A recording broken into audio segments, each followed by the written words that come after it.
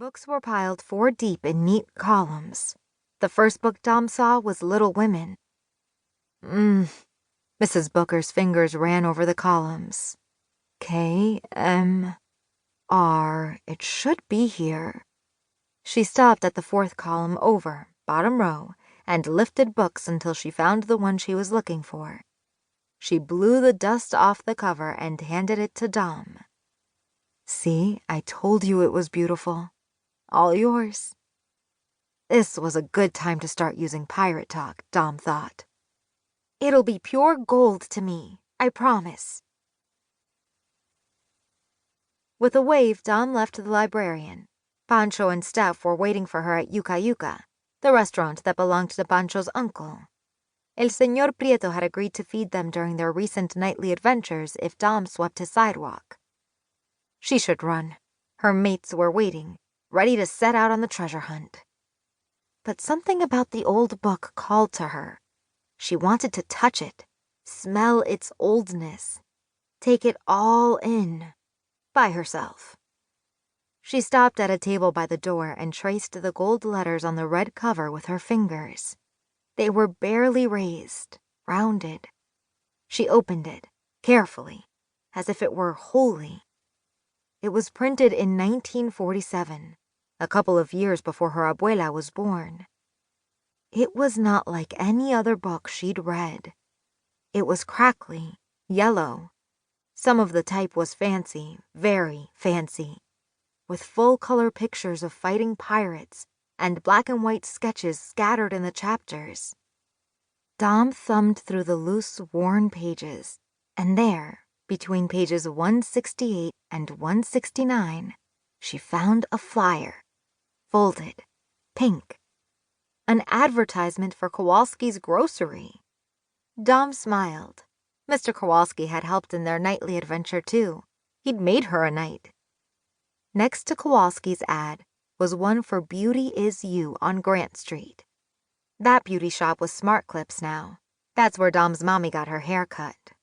The bottom half of the flyer said the carnival would be in Mundytown from June 20th to June 23rd.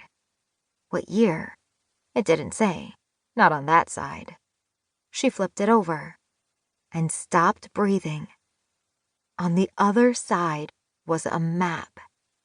X marked a spot. 2. What Dom did at Yuca Yuca. Dom barreled into Yuca Yuca. Her breathing exploded in short, loud bursts. I found a map. I found a map. I found a map. Whoa. What about Shiver My Timbers and Ahoy Mateys? Pancho was tall and hefty. He wore a twisted bandana to hold the massive black hair on his head away from his forehead. A plastic sword hung from his belt. You mean Rafi gave you the map? Steph scrunched her forehead. Her freckles danced. She was not dressed like a pirate. No. Well, yes, we have a map. Dom drew her crew into a huddle. But not from Rafi. I have something better. Just now, at the library, I found a treasure map. A real treasure map. But why don't we wait and use Rafi's map? Steph said. This treasure map is real. I promise, Dom whispered, holding up the book. I found it between pages 168 and 169. Dom didn't wait for her mates to answer. It's like the map in Treasure Island. It has notes and 2 X's and the numbers 10 and 37. Now Pancho and Steph nodded. Maybe they were getting it. I can't wait to pretend to find the treasure with it, Steph said. This is not pretend, Dom yelled. This is a real treasure map. Everyone in the restaurant looked up. Her mates, El Señor Prieto, the cooks and waiters, even a blonde girl who was having flan at 10 o'clock in the morning. Dom straightened up. It's a real, pretend treasure map, Steph. Rafi made it for us. You're right. Her voice was the most normal she could manage, and loud, so everyone could hear her. And we need to weigh anchor and search for it, right now.